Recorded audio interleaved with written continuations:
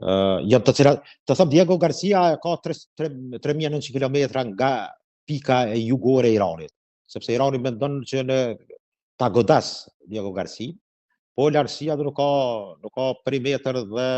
do me të tillë të cila mund të arrijnë Diego Garcia.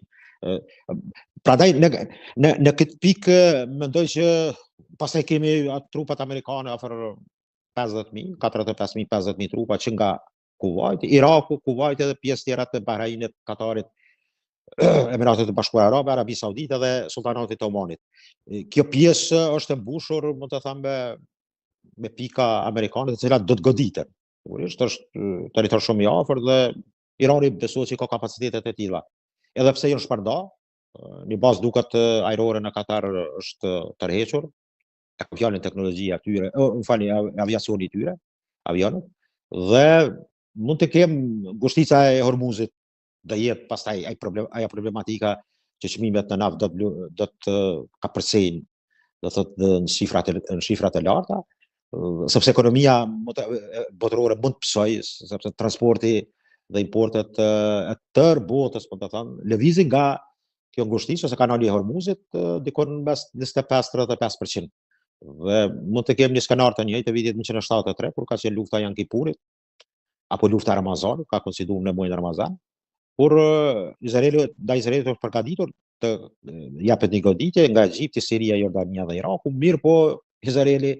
para se ata të mendojnë ta godasin, ky ka pri parë dhe i ka goditur. Dhe në këtë rast Arabia Saudite ka vënë sanksionet ndaj perëndimit, dhe ka qenë ajo kriza që njihen që ata unë tipo si po unë edhe unë kom qenë fëmijë atko, do thotë 4 vjeçare sa i bie. Dhe mendoj që këtë situatë të sotshme a ka mundësi mbrana këtij dy javori të ketë kontakte me Putin, Erdogan, Trump, Xi Jinping, do thotë janë 4 faktorë. Do shohemi, ka shpresa, sepse jam i bindur që ka edhe në kohë lufte ka shkëmbime të informacioneve, mes shërbime, bile sot e ke në Zhenevë takimin që bëhet për programin bërtamor me disa shtete evropiane, Francë, Gjermani, Angli, Itali, me sa duket, dhe përfaqësuesit iranian, me siguri ambasadorit iranian e Zvicër në Zhenevë, ka bisedime të tilla, por mendoj që janë të kota pa dhonizë amerikanët, pa arritjen e marrëveshje me amerikanët është ndoshta mund të kenë edhe amerikanët do një kanal diplomatik përmes ambasadës iraniane ose një të tretë që bën komunikimin në të këtë ndërlidhje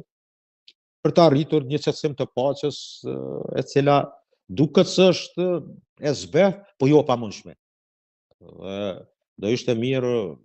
sepse është vërtetuar që po nëse foda goditet mund të kemë një Çernobil të dytë. Një Çernobil të dytë, i cili mund të ketë rrezatimin e tij, mund të prek ndoshta edhe te ne. Por në këtë drejtim sot ka liderë botërorë të cilët mund të them kanë ndikimin e tyre dhe kanë mundësinë që të evitohet. Mendoni se do ketë një tym të varur nga ky takim në Gjenevë? E para, po që se ka sinjale që amerikanët mund të pajtohen apo në mënyrë indirekte përmes këtyre vendeve që përbëjnë korpusin perëndimor ose të vendet të Unionit Evropian, me plashtim të Anglisë, që është larguar nga Unioni, por që mos është pjesë e kampit perëndimor. A do del një tymi bardhë, unë jam skeptik. Ajo varet pak a shumë, meqense po që se Irani pranon që të ulë në zero pasurimin e uraniumit nga 3.67%, të kaloj në zero, ka gjas, por është vështirë të thuhet për momentin, sepse në këtë botë kemi edhe aktorë tjerë, të cilët, mund të them drejtën, Kina është jo zyrtarisht dhe në aspektin ushtarak, për krajet e Iranit, ka deklarat, të them kështu të hap, mirë po Kina duket ka bërë disa lëvizje me 2-3 boingat e tij gjatë 30 të para të luftës, kur nuk dyshohet, por është pas e vërtet që avionet e tillë me materiale me siguri ushtarake kanë hyrë në Iran dhe është ndërprer përcjellja e radarit dhe më kur ka hyrë në hapësirën ajrore, nuk është ditur se ku ka e kanë orientimin dhe destinacionin, por destinacioni ka qenë Irani. Kjo tregon që kemi thënë drejtën pak a shumë edhe me një goditje që i bëhet BRICS-it, ose edhe dy perandorive për primat asaj perëndimore dhe lidoret aziatike. Kjo mund të jetë e rrezikshme edhe për amerikanët, nga se ata që ballafaqohen në këtë rast me një luftë të përmasa më të mëdha, por edhe të goditjeve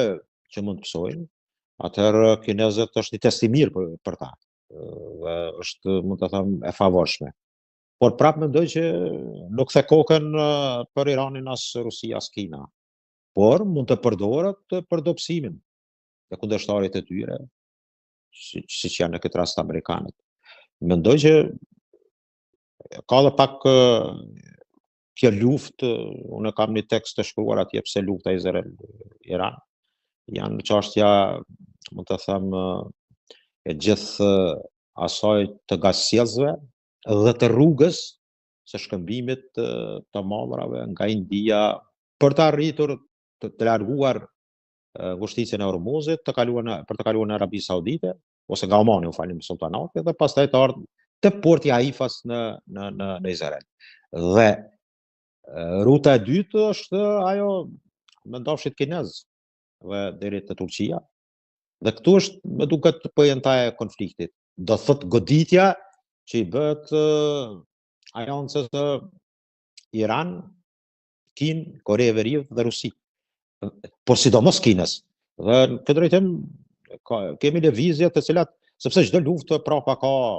mund të them, ato interesat ekonomike ose grabitin e resurseve ose rrugëve që sjellin këto të mira materiale, qarkullimin e tyre. Prandaj situata është e tensionuar, por mos ikim nga pyetja që pyeti ju për takimin e sotshëm. Mendoj që mund të ketë gjas, po që se Irani arrin të kuptoj që mund të psoj bukurën në tërë zhvillimin e vet të infrastrukturës të kapaciteteve, qoftë ushtarake, por edhe të resurseve, të infrastrukturës së tyre. Sepse është në aspektin religjioz quhet një farë lloj fetvaja, një farë lloj vendimi i aspektit fetar islam që nuk lejohet prodhimi i shkatrimit të armëve në masë. Hamnej e ka thënë këtë më herët, por që se Hamnej ka dhënë një deklaratë kërcënuese edhe për Shqipërinë. Kjo jo tash, më herët ka qenë, për vendosjen e grupit të mujahedinëve në atje afër Durrësit të Starve. Dhe edhe sot në një kanal televizion pyetura është rrezik Shqipëria shënjestrohet. Nuk e besoj, por nuk është edhe pamundshme.